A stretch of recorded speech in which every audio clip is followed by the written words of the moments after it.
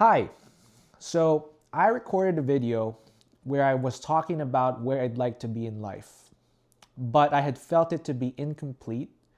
So I decided to delete it and record this longer video where I really wish to give more examples as to why I feel like a loser and then talk about how I think I got here, trying to make sense of my life, and then end it with some optimism by talking about where I want to be in life, where I want my life to go. And this is going to sound as if I'm beating a dead horse or trauma dumping, which in some ways I am. But I'm not just sharing this, my experiences, what I've endured over time just to share my pain. I am also sharing it in the hopes that some people will find it relevant into their own personal lives and find it relatable.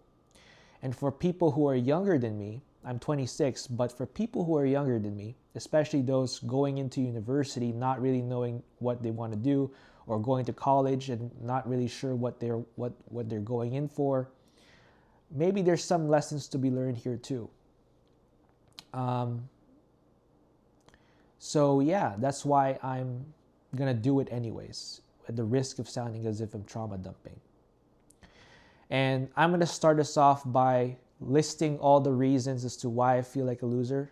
It's not all, because I'm sure I missed some, but it's pretty exhaustive. And then I'm going to talk about the story of my life so far. And this is gonna be a longer video, and I apologize to you guys ahead of time. I have to do what I have to do. So, this is in no particular order. Why I feel like a loser. I only have $5,000 in my bank account. That's it. I'm broke. My bank account has never reached over $20,000. The only reason it got close to that was because of a bursary/scholarship that I had won for my schooling that I wasted. I say wasted because the program that I spent it on wasn't vocational and it largely led to nowhere. Because I'm unemployed right now, I'm completely dependent on my parents. None of my bills are being paid by myself. I'm using my parents' money to get by, and they are both about to retire. The car I'm driving isn't even mine. It's my mom and eldest brother's. I get to ride it because only my eldest brother and I know how to drive in the family. I'm the family's chauffeur. Since 2017, I've worked 9 jobs, mostly summer jobs and part-time work, with the longest role lasting for only 4 years. I only lasted that long because the job was located at the university I was already attending. In my opinion, it was a bullshit job. The jobs I've worked so far, apart for 2 or 3, have mostly been bullshit jobs. I say bullshit jobs because I feel that the services that the jobs were supposed to be rendering weren't being met, or there was no point to the jobs at all, apart from possibly being a reason to receive funding. I also say bullshit because I felt like I learned nothing even after all the years that I had worked. I'm not blaming the jobs entirely because I feel that I may have not applied myself as much as I should have. Nevertheless, I felt that my experiences were good on paper but had no substance. My resume is also filled with jobs that have no clear direction or trajectory. Since 2017, I've been a cook for Pizza Pizza. I interned for the Toronto Star.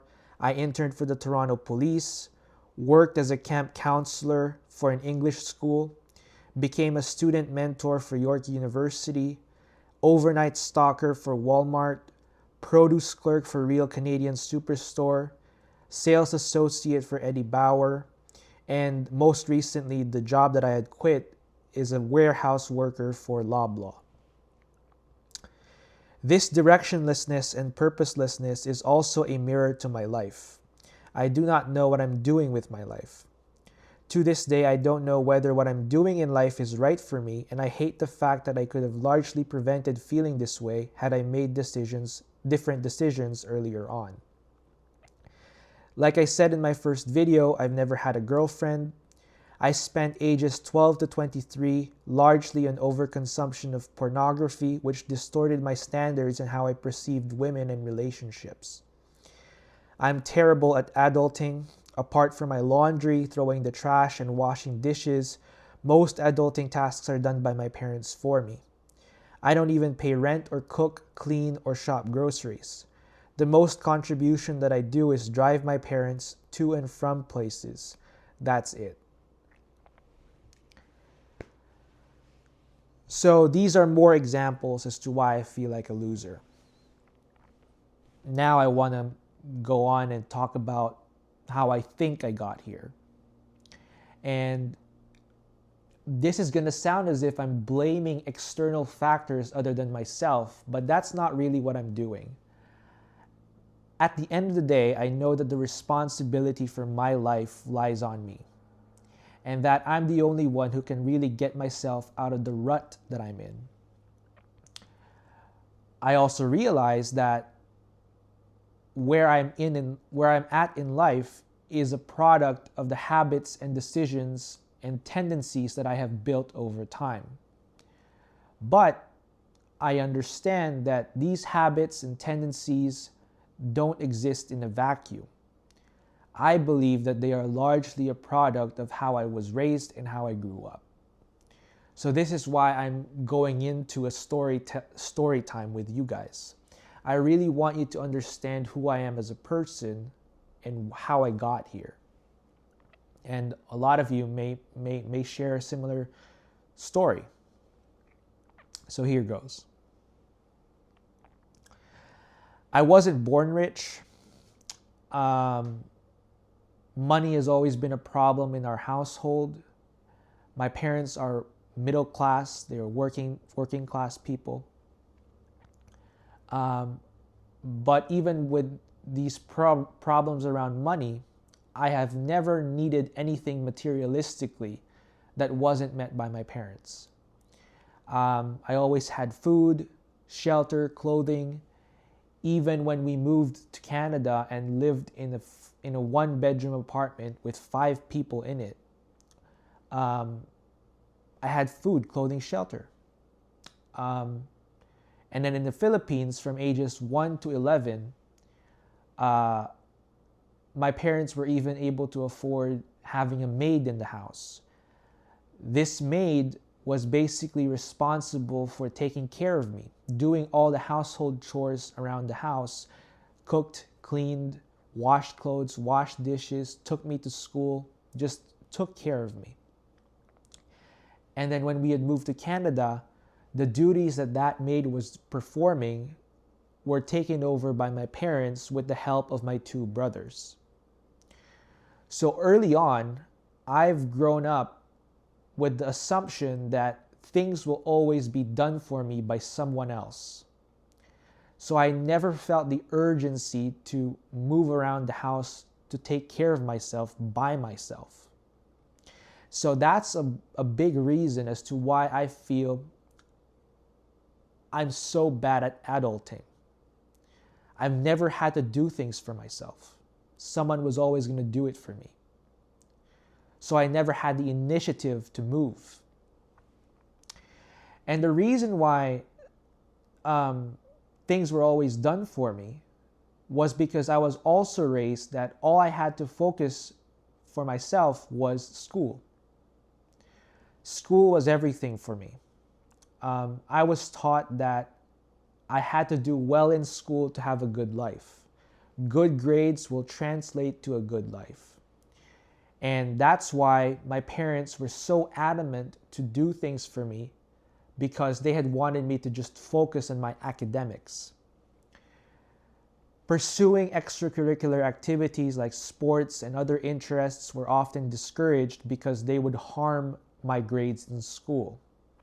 So I didn't really go out with friends. I didn't pursue basketball even though I was interested in it. I didn't pursue my own interests because I had felt that these were just distractions that were going to move me away from my academics. And this is how I operated from until up until grade 10. School and home were basically my life. I had no social life. But in grade 10, something had shifted. For the first time, I had started to question my existence. This is when I would say I woke up. I remember a particular moment in class where I kind of looked at my hands and then realized, oh shit, I'm here. I exist. My parents are here. My brothers go to school just like me. But why? Why am I here? Why was I born? What am I doing with life? Like, what's my purpose? So this was a key moment. To this day, I don't have a good answer for it, and my parents don't have a good answer for it. I was just born and kind of doing things without a real sense of who I am and what I was supposed to do. But at this time, it was just a neutral question, a neutral observation. It was driven by curiosity because I still wasn't questioning my fundamental assumptions. School was still everything for me. But I was also starting to feel a little jealous seeing my peers kind of do things outside of school. Sure, they weren't doing as well as me in academics, but they were having a life outside of school. They were going out with friends, talking to girls, getting girlfriends and boyfriends, whereas I was just going to school, going to home, doing my homework, playing video games, and then returning to school. So there was a jealousy that started to get planted there. However, in grade 11, I encountered my first ever rejection from a girl. And in hindsight, this is not a big deal. Oh, I got rejected by a girl. Big deal. It's not. Looking back at it, it's rejection is a part of life. I know that. But at the time, this rejection was so momentous for me because it was the first time that I had decided, you know what, I'm going to interact with the opposite sex. I'm going to talk to girls and then I'm going to get a girlfriend because I'm smart. I can do it. That's all I needed. And so that's what I did. I tried my luck and felt that I was gonna get that girl because I am smart. I am the smart kid in school. Even though I had no experience backing me up, I was never exposed to girls, and most of my friends were boys. I tried my luck and fell on my face flat. And this was devastating because for the first time, I realized that I'm not enough. Doing well in school was not enough for me to get what I want in life, for me to get accepted by other people. It shattered my identity, and it made me realize that I'm not special. So I started really asking questions. If I'm not special and my peers aren't special, how come they get to do all these things outside of school and home? How come they get to talk to girls more? How come they get to pursue boyfriends and girlfriends? How come they get to pursue their interests, pursue sports, while I'm here stuck just going to school and going home? What is it? And really, I started to feel shitty about myself. And to cope with that shittiness, this is when I really started consuming pornography. I was introduced to it when I was around 12, but this was a time when I used pornography as a crutch to soothe the shitty feelings that I was feeling. At the same time, the question of why I was born, what's my purpose in life, these existential questions were no longer just a neutral observation. They became fueled by emotion. I started asking, hey, why was I born? Was I just meant to feel shitty like this? And then at the time, my parents were, they were having fights around money at home. And I started asking myself, am I just here to endure these fights that my parents were having? If money was such a big problem in our household, why is it that they weren't satisfied to have 2 children or 1 child? They could have spent their money, time, effort, and all these resources to raise my brothers much better than having another child, which was me. So this is around the time when I started feeling redundant about my existence. I felt that I really questioned my worth and value. This was how devastating that first rejection was for me. And I felt like this for years, even going into university. And this was the time when I really questioned my fundamental assumptions. And I really started to resent my parents for giving birth to me. So this resentment quickly turned into rebelliousness. I started wanting to replicate what my peers were doing around me. So rather than focus on my schooling, I decided that I wanted to go out more. I wanted to drink. And again, around this time I was coping through pornography. So this is when I started to develop toxic habits and really deviate from the script that I was taught to do, even though I had no idea what I was doing with my life. So I was doing things not based on careful strategy for my life, but more so as an overdue need to be autonomous from my parents, from what they want me to do. So I did the opposite of what I was told to do. And as a result, I got into real fights with my parents around this time. But these fights were broken by my winning a $32,000 bursary/scholarship from my high school in grade 12. We had a common ground, my parents and I. We felt that finally my academic efforts were rewarded. I kind of took a weight off their shoulders because they no longer had to fund my education. $32,000 was big money. $8,000 per year for 4 years. So it was a good time. I felt like I won a jackpot. And I didn't have to stress as much for money for my schooling in university. But even though I was rebellious, I didn't question whether going to university was really the right way for me. It was just something that I thought that I was supposed to do. And since the money was there, since the tuition was guaranteed, I might as well do it. So that's what I did. I went into university.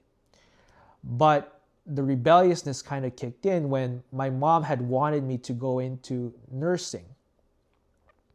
I rebelled because I didn't want to play into the stereotype that Filipinos are nurses. So I decided to do what I thought was the next best thing, which was become a high school math teacher. this was an idea that I had thought of because teachers were the profession that I was most exposed to, because again, I was a school and home type of guy. And I thought that teaching was a stable and in-demand job. So that's what I chose to pursue. But it wasn't even something that I really wanted to do. It was just an out of the whim type of decision. I chose it because it wasn't nursing. And the thing is, I didn't even know how to actually become a math high school teacher. I just thought that I was going to take a program that's close to it, and then I'll figure it out along the way. There was no careful strategy there. There was no careful thought. And that's really what marks all these years in university. My university years were basically me doing things without careful consideration and out of a need for rebellion against my parents, even though I had no capacity to rebel besides the money that I had won. I was doing things just so that I could prove to my parents that, oh, I can take care of myself, even though I had no clue what I was getting myself into. The only thing that I had to show for was $32,000 that I didn't even earn. It was something that was kind of gifted to me. But that's another thing. Having won that bursary, I felt superior to my peers. And I used it as a sort of compensation for the rejection that I felt back in high school. I thought to myself, okay, I got rejected by this girl, but that doesn't mean I'm not enough. After all, I won this money out of high school. So that's all I really needed. I don't need to talk to my peers. I don't need to hang out with friends. I'm special. I felt special again. And so going into university, I had that sort of higher than thou type of mindset where I felt like I'm the strong and silent type of guy. I don't need to talk to anyone because I got this. I can do it by myself, even though that's not the case. So it was a weird sense of I wanted to go out, but at the same time I didn't. I wanted to prove to my parents that I can do things by myself even though I didn't really know what I was doing. It's a strange mix of all these things. But my first year of university was basically marked by listlessness since I wasn't really invested in the decision in the program decision that I made. I wasn't really invested in teaching. I was basically in university riding the money that I had gotten without direction. So I was listless. I was skipping tests. I was skipping readings. And there was even a time when I had an exam scheduled for my statistics course. And rather than study and take that exam, I decided to skip it, go to Ryerson University downtown, and spend my time with my friend. That's how bad it was. I was skipping exams. And as a result, my first year was basically when my grades really plummeted. From straight A's, it went to C's and an E. I failed my first year in university. The only reason I kind of kept my scholarship was because at the time there was a strike at York U, and I was able to be eligible to remove the bad grades that I got. So I kept the passing grades that I needed in order to keep my scholarship. But still, I almost lost that scholarship. So after they had let me keep it, I kind of found this new resolve that I was going to get my life together. Problem was, I still wasn't over this rebellious phase. I still was adamant not to become a nurse because it's still a stereotype that I believed I didn't want to play into. So, I decided, okay, my high school math teaching career didn't work out for me, so I'm going to pivot to maybe another job and another program. And again, this wasn't done through research. It was just a decision I made out of the blue. I thought to myself, ooh, social worker. I'm going to become a social worker. Even though I didn't know what they did, I wasn't familiar with the profession, I had no clue, and none of my family members were ever social workers. No one was. So I didn't have a direction, but I chose it anyways. And so how do I become a social worker? What's the program that I need to take? Maybe sociology. This was the type of trains of thought that I was riding during my university years. I was trying things out simply because I had the money to do so. I had a safety net. That's what I was doing. I was just trying things out, even though there's no careful planning, there's no thought behind them. Thoughtlessness. Nevertheless, it's what I did. So, second year, I made this resolution that I'm going to get my life together. I'm going to become a social worker, and I'm going to pursue part-time jobs that were kind of adjacent to that role. So I decided to apply and become a student success mentor at York U because I thought that the job was kind of similar to what social workers did. They provided services to people in need, and they provided referrals to these services. They talked to people and kind of listened to whatever they were going through, and provided them resources to help them navigate these obstacles. So yeah, that's what I was basically doing from second year all the way up until I graduated. So sociology and a part-time job at the university. But even though my grades bounced back, it wasn't because I was all of a sudden smart. I felt that way. I felt smart. But in hindsight, the only reason my grades bounced back is because the program that I went into is much easier than the program that I left. Social sciences kind of came more natural to me than the maths and sciences and hard sciences. But I felt smart. But it didn't help because it didn't help my mental health because the things that I was taking away from the program that I was pursuing weren't really good. I'm not saying that this is what sociology really teaches people, because I know people who took the same program, but they're fine. They managed to find good jobs out of the sociology degree that they got. But for me, it wasn't the case. I didn't know how to apply the program, and at the same time, the takeaways that I was getting from it weren't really that good. In a nutshell, what I learned from sociology is that the world is bad in so many ways. It's so bad, and it's mostly because of capitalism. That's what I got away from it. And mind you, during my university years, I was still hung up on the existential question that I had first asked in grade 10.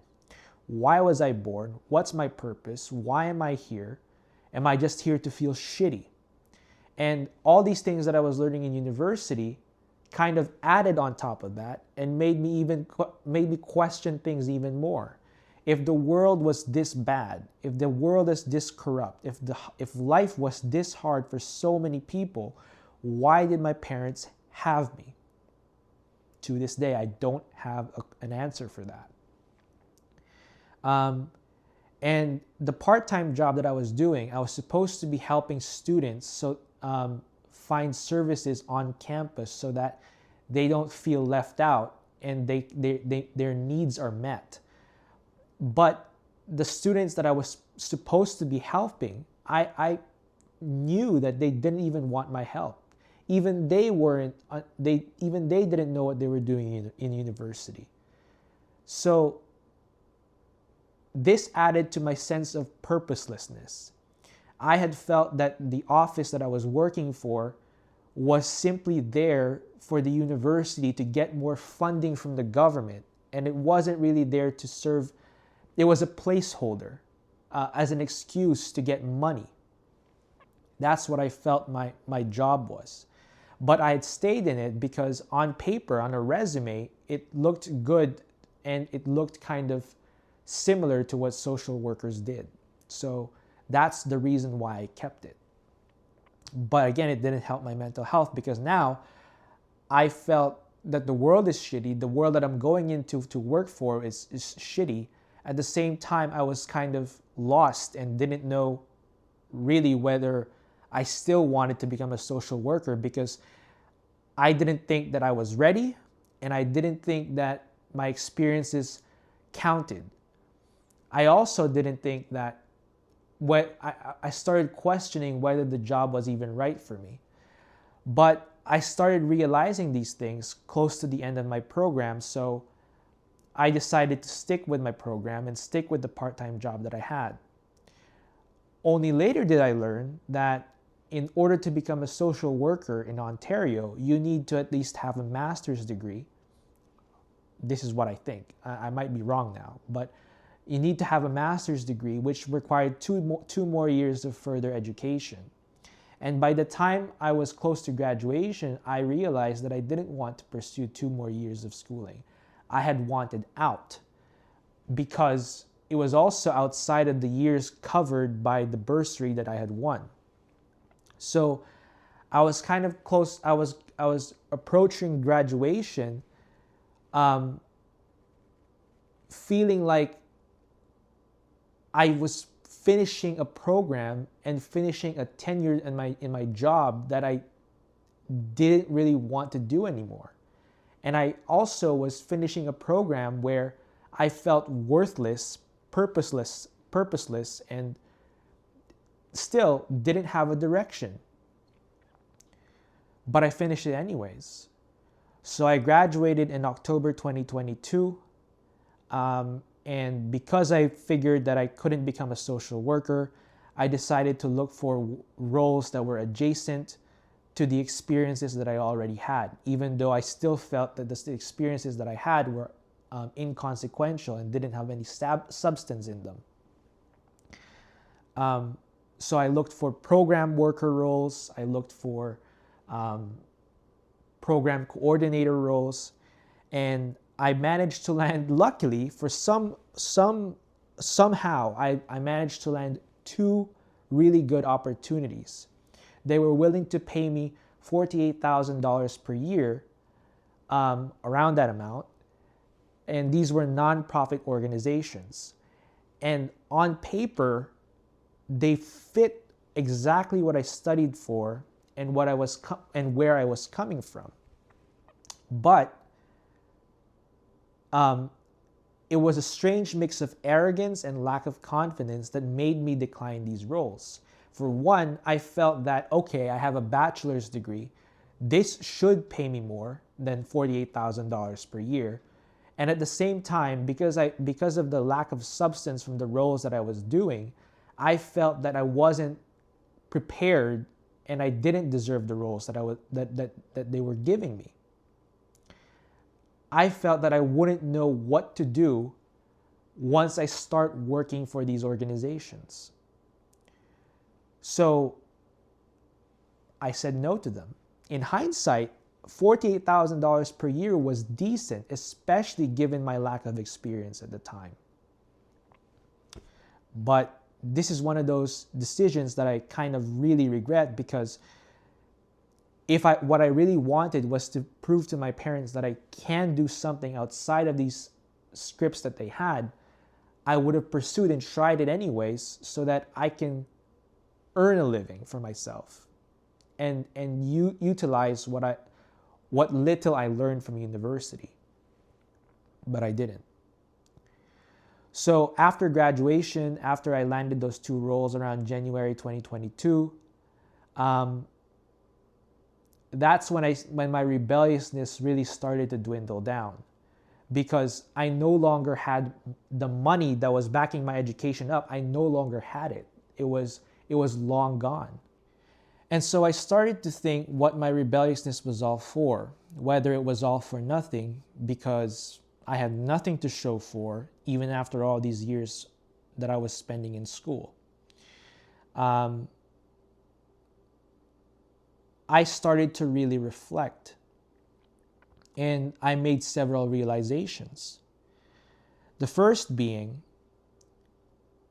even after all these years and all the stress that I was putting my parents through, they had chosen to stick by my side and support me.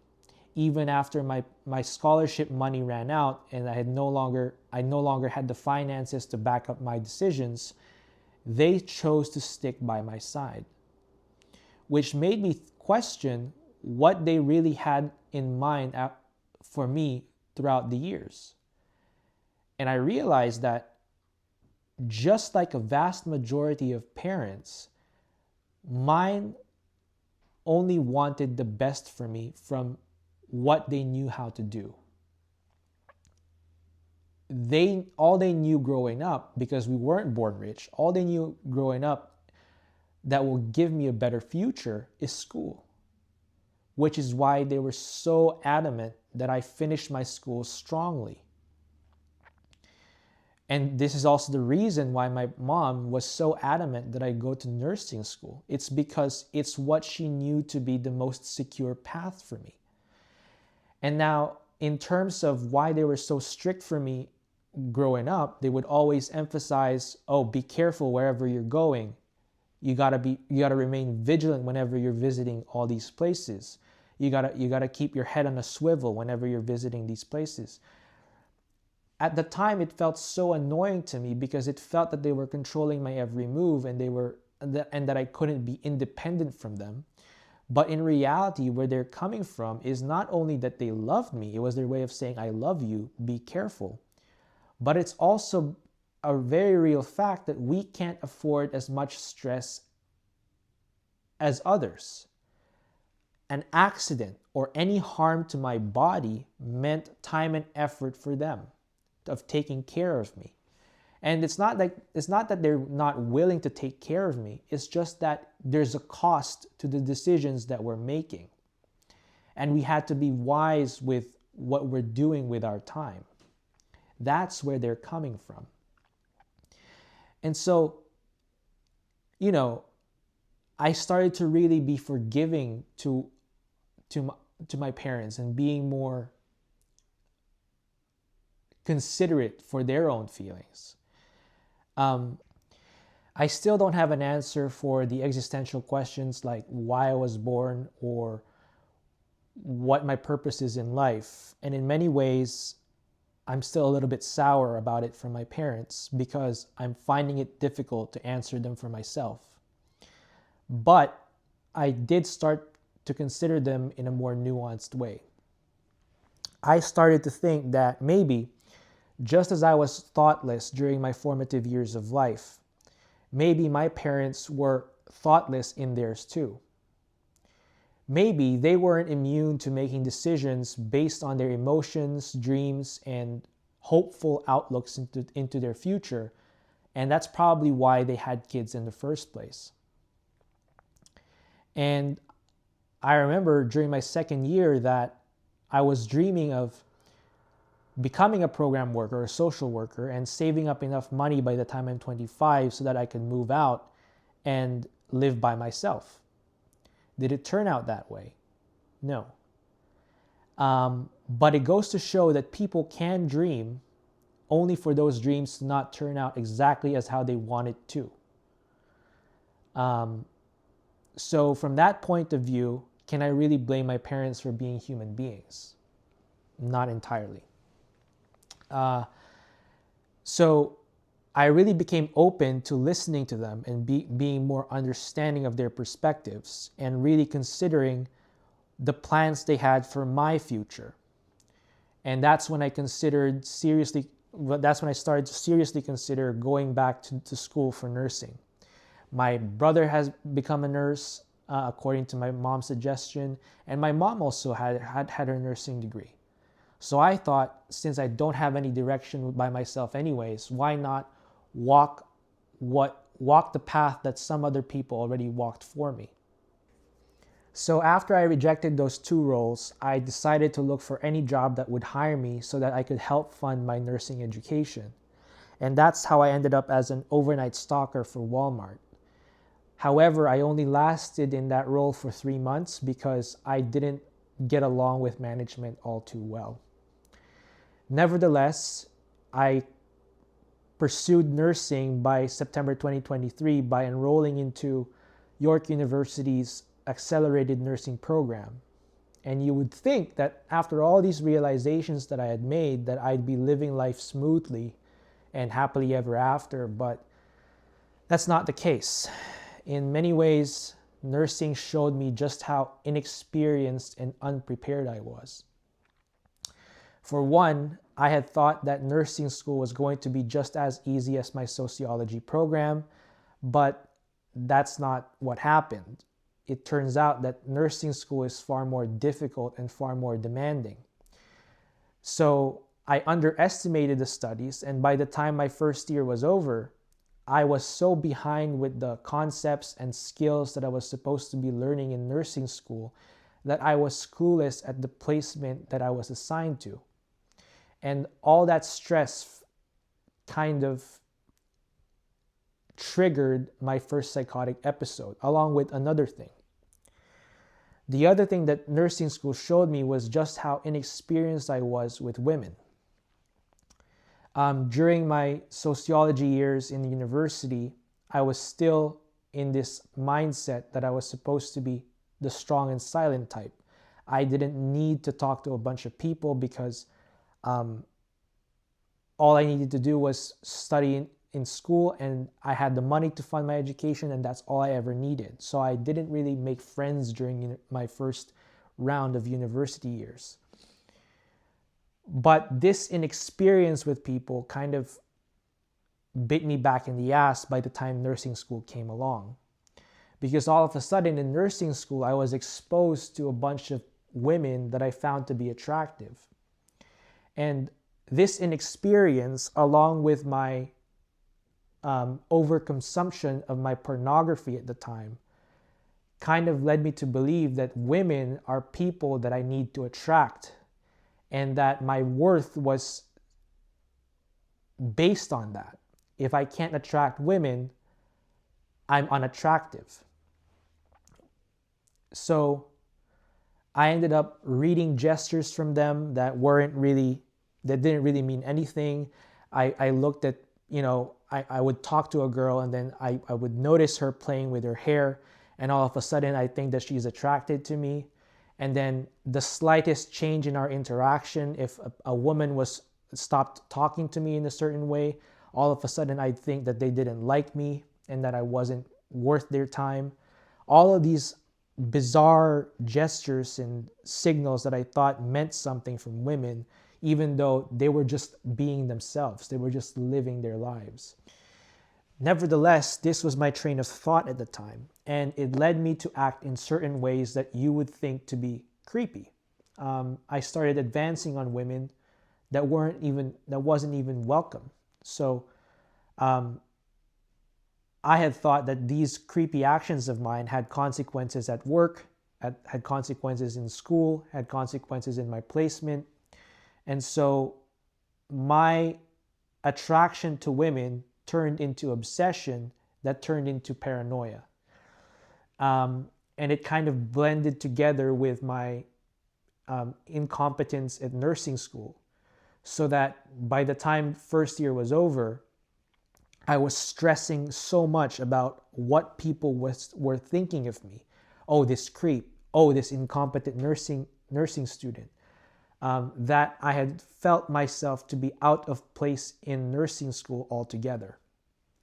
It's such a bizarre thing to explain, but that's what this is how stressful my first year of nursing school was, and it's what led to my first psychotic episode.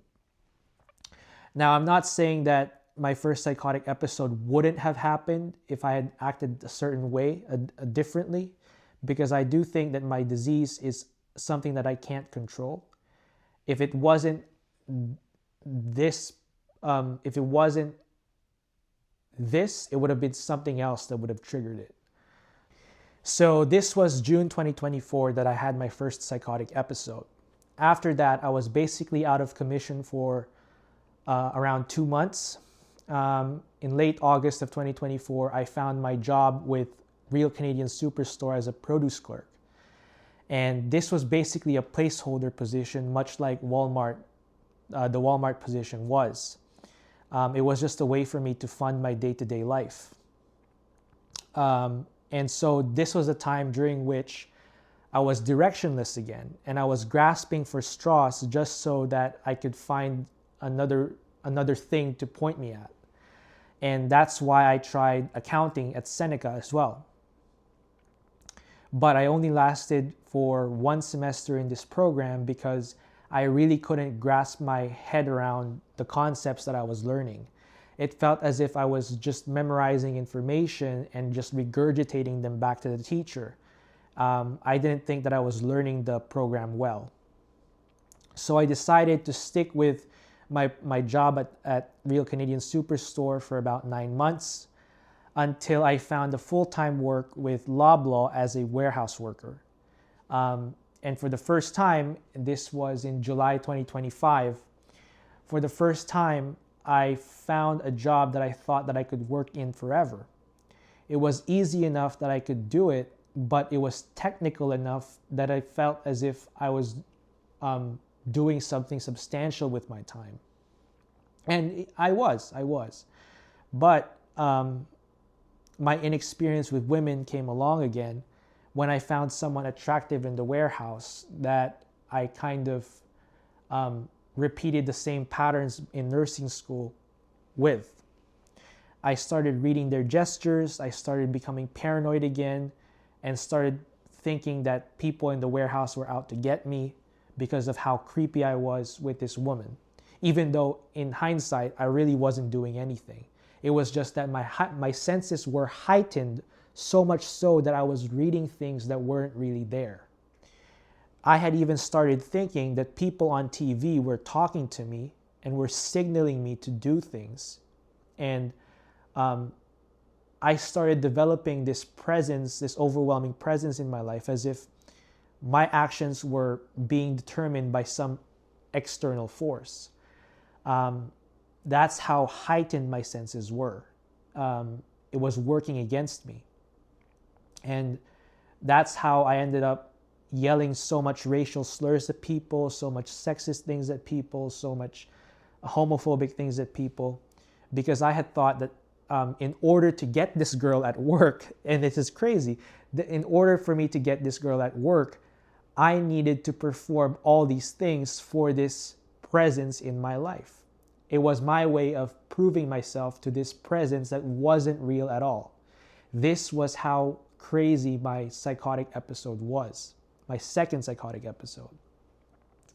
And so that's what led me to drive recklessly in the motorway as well, and basically get into a minor collision. And that's what led me to really distrust the people at work, not because they're actually distrustful. It's just that everything felt different after that second psychotic episode. And to this day, I can't trust myself fully, which is why I'm just trying to stick with things at home for now and really stabilize myself before doing things outside of my home. And so this is where I am. The next best move that I have in mind is Personal Support Worker School in May 2026. So what are my key takeaways for this part of the video? To answer this, I'm going to have to answer several questions for myself too. For example, how did I become so broke? And this is a combination of several things. First, I never really felt the urgency to save up, the need to save up. My mom would always say that I need to save up my money, but that lesson never really stuck with me because things were always provided for me. food, clothing, shelter, internet bills. The most that I had to pay for myself consistently is my phone bill. But even that now is being paid for by my parents because I don't have any income for myself. So I always had a safety net. So whenever I earned money, I would only spend it on luxuries that I didn't really need. I would buy iPad, I would buy a laptop, I would buy a new phone, I would eat out, I would spend time with my friends outside. So I never really saved up. And that's how I kind of blew a lot of my money on. I blew any potential savings that I could have had throughout the years. At the same time, I never really earned as much money in the first place. Like I said, since 2017, I've worked multiple jobs, 9 jobs.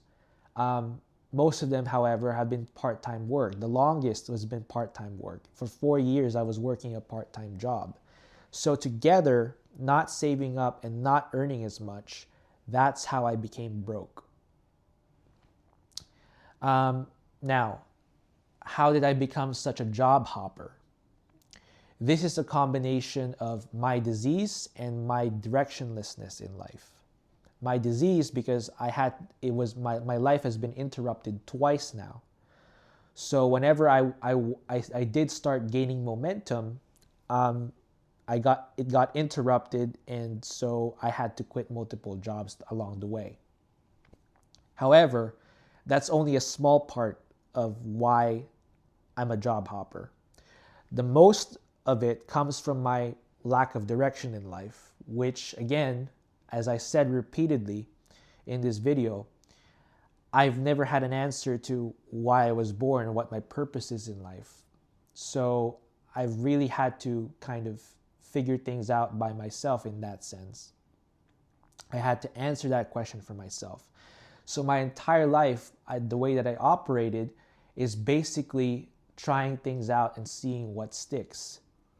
And together with the sense that I don't really need to get my life together as soon as possible, together with that lack of urgency, this way of operating my life kind of bled into my early 20s, all the way up until 22, 23, 24.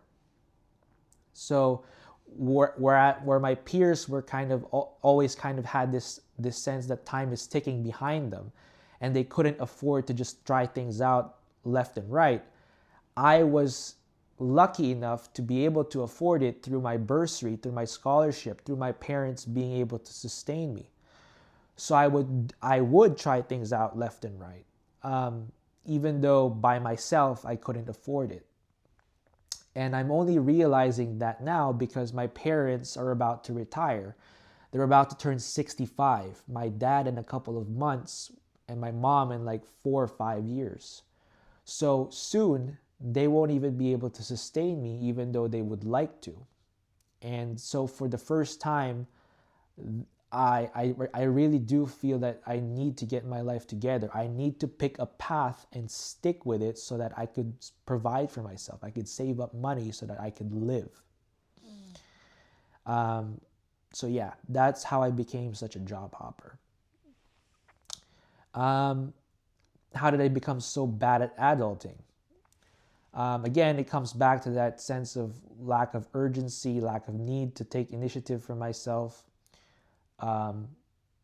And there's no really getting around this, but basically I'm a spoiled brat. I grew up a spoiled brat.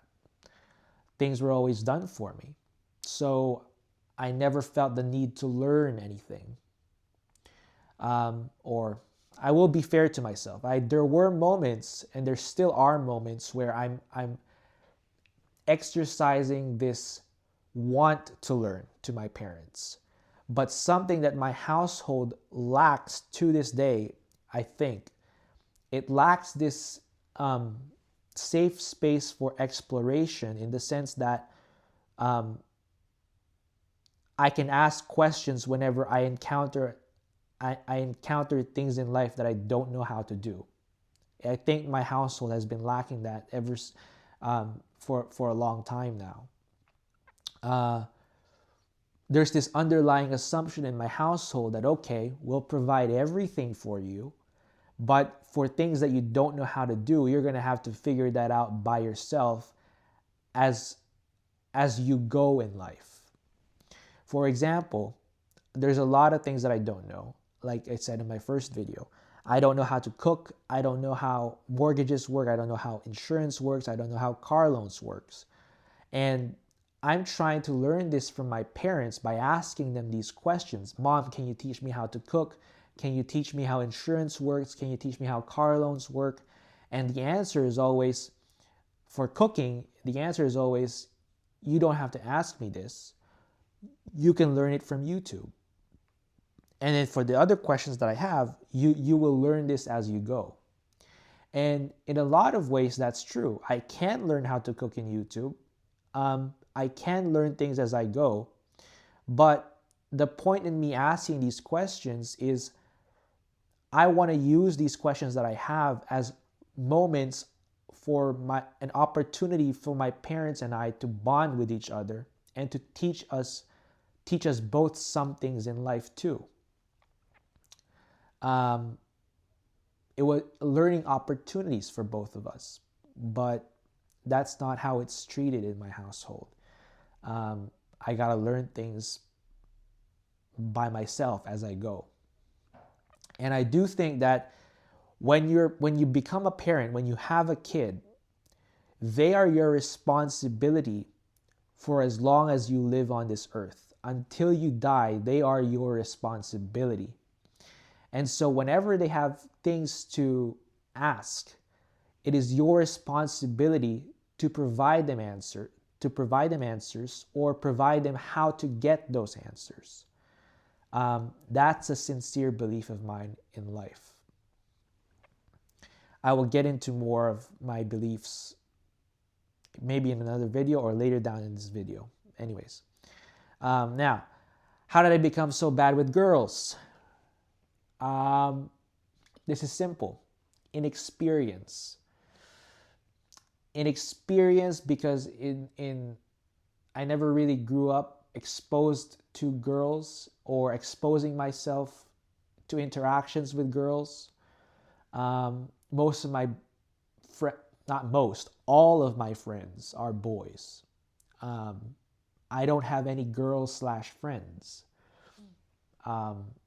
So I never, and then growing up, I always, because of the money that I had won and because of just my personality at the time, I always felt special and too proud to kind of interact with other people, too proud to kind of interact with girls other than my friends. So yeah, I never really learned how to get along with the opposite sex at an early age. So I had to learn things along the way later on. At the same time, pornography. Pornography really taught me that, girls are these targets that you need to acquire. That your worth as a man is to be able to fuck girls. And I apologize for the language, but that's not the case. They're not targets to acquire. They're not just objects to have sex with. They are people that you're supposed to get to know. If they want you to get to know them, that's an important thing. Not everyone is gonna want you to get to know them. So these are lessons that I kind of just learned later on when I became more mature. Very late. But yeah, a mixture of inexperience and pornography. That's how I became so bad with girls. So, what do I want to say to myself and to other people around me? For myself, I'm more than my disease. I'm more than schizophrenia. As you can tell in the video, schizophrenia came much later in my life, more recently. It wasn't the determining factor for my decisions and actions throughout most of my life. And at the same time, schizophrenia, I choose to see the silver lining. It wasn't all that bad, because schizophrenia is the thing that really cut off my porn addiction. I don't know how to explain it, and I don't know how it works. All I can give you is how I felt after going through my psychotic episodes. And what I can really say is that my brain was rewired. All of a sudden, I wasn't getting as much dopamine and pleasure from watching pornography after my first psychotic episode. And really, I no longer feel the need to watch pornography and masturbate. That's just, it's no longer the case for me. So it's not all that bad what I experienced through schizophrenia. It still interrupted my life twice and very seriously, but it's not all that bad. Now, what do I want to say for people who are also feeling directionless or perhaps rebellious in life?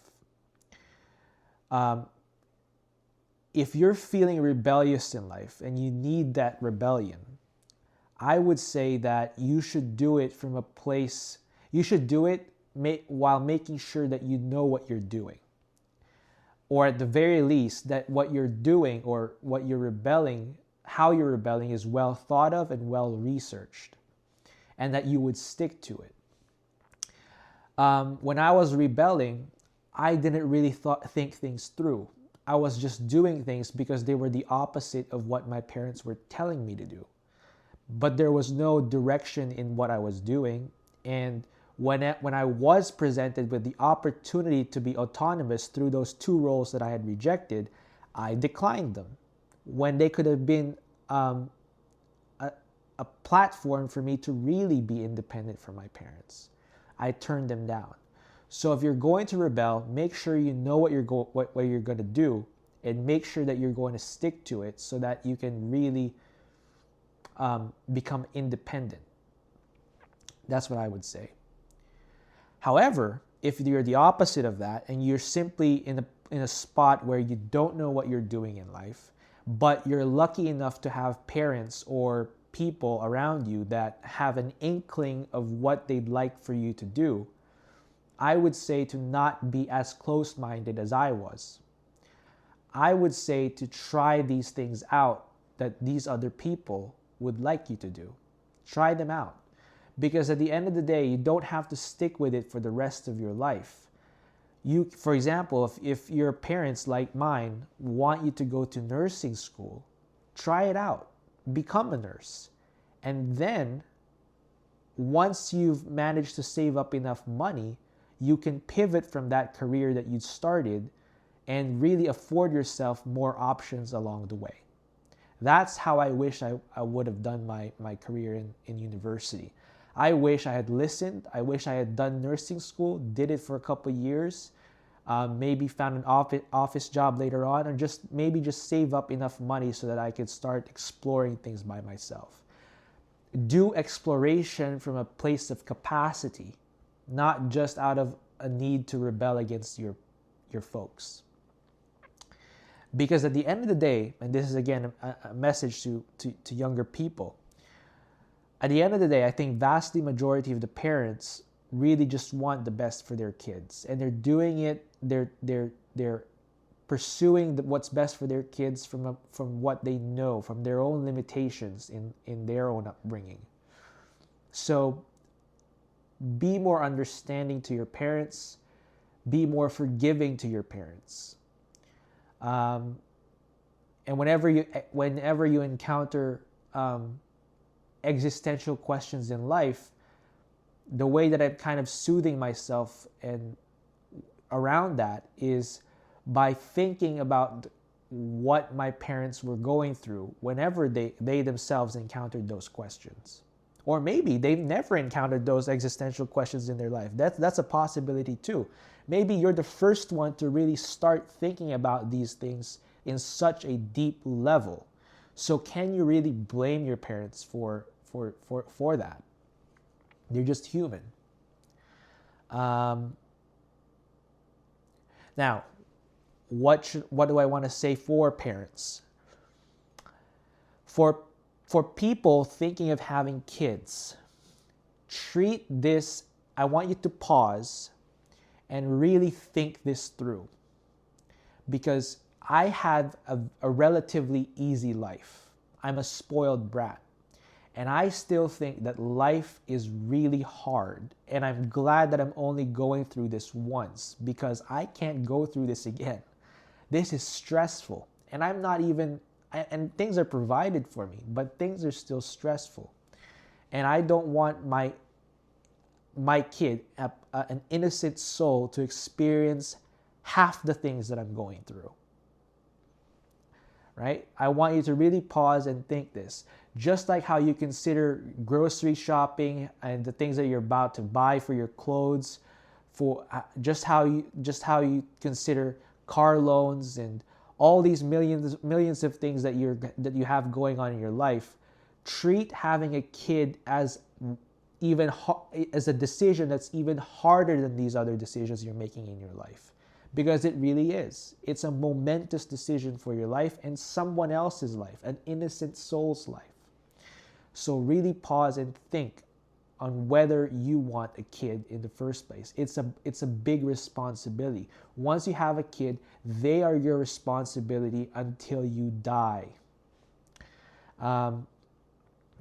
But if you do end up having a kid, I would say that you need to make sure that you can afford the space for these kids to explore by themselves and to be able to turn to you whenever they encounter questions that they don't have answers to, especially when it comes to existential questions. You need to be prepared to answer these for them, or at least have a good answer for them from your own perspective, because otherwise they're going to turn out like me and really resenting you. Well, I'm not saying it's a guarantee that they'll resent you, but they might end up resenting you for a long time, because that's how I felt. So yeah, really think through on having a kid if you want to have a kid, and if you're going to have a kid, make sure that you give them a space to explore and teach these kids along the way. They are your responsibility. So with all that being said, I can finally talk about where I'd like to be in life. So for the most immediate term, for 2026, my goal is to finish personal support worker school without relapsing into another psychotic episode. If I can manage to do that, I've done well for 2026. 2024 and 2025 were interrupted years of my life. I do not want a third psychotic episode. So I'm going to take my medications and really just try to be fit. After 2026, I aim to land a stable source of income. Preferably one full-time job to sustain myself, but realistically, from what I can see long-term care facilities doing, they're mostly hiring part-time workers as opposed to full-time workers. So from that point of view, what I can see for myself for the foreseeable future is having to work 2 part-time jobs to make ends meet, because personal support worker doesn't even earn that much. They earn like entry level, like $20 an hour. So, yeah. Am I okay with that? For the foreseeable future, yes, because it's what I have to do. However, for the longer term, what I really want myself to be living is a life where I'm not having to live to work. I don't want work to be what my life revolves around. I want to be able to do things outside of work, to be able to afford to do things outside of work. So, and I want to be able to be in a spot where I can buy coffee or simple luxuries without feeling guilty and feeling the constant need to check whether I have enough in my bank account. That's the type of lifestyle that I want to live. And after doing some simple research, what I found is I have to earn at least $55,000 to $65,000 per year. That's the goal that I want to be earning. Will I get to that through just personal support worker jobs? Probably not. So maybe in the future, I would also want to pursue something. I'd either have to work my way up to a better position, or go back to school once again for more credentials. I'm thinking maybe in the near future, pursuing a registered practical nurse diploma. I don't know if it's diploma or degree, but become an RPN basically. So that's also in my sights. However, that's long in the future. But my goal is to earn $55,000 to $65,000 per year. At the very least, if I can't achieve that, I at least want to be able to live with my parents while contributing to bills. That's my more realistic goal in life. I want to be able to pay for rent. I want to be able to pay for electricity and all these other bills. I want to be able to sustain myself. All right. So yeah, that's my sort of goal in terms of my career. Socially, I wish that I had more girl/friends. Not romantically, but just platonic friendships, so that I could finally be more exposed to interactions with girls and really learn how to get to know people. Because all I know how to get to know are my boy/friends. So that's a hope of mine. I'm not treating it as a goal. It's just a hope, a wish. Who knows? Maybe in personal support worker school, I'm going to make more friends. In terms of YouTube, I'm not going to lie to myself. I do care about metrics. I do care about subscribers and views. But what I care more about is the type of content that I get to vlog about. If I manage to vlog about my trips later in the future, if I manage to be able to vlog about me graduating from personal support worker school, these types of progressions are what I care about the most. And I'd be really glad to be able to vlog about them. And just learn YouTube. Learn how to edit, write, and create videos. So yeah. Fitness-wise, I want to be not overweight. So I already mentioned that in my second video. So what else? I think that's pretty much it. That covers everything that I'd like to talk about. And if you made it this far into this video, thank you very much for listening. I know it's going to be a long one, but if you stuck it out, I hope that you learned something from it. I hope that you didn't find it so excruciating to listen to and watch. I hope I don't sound like a dumbass in camera. I'm just really someone trying to vent out my thoughts. And that's it. Thank you so much for watching. I'll see you in the next one.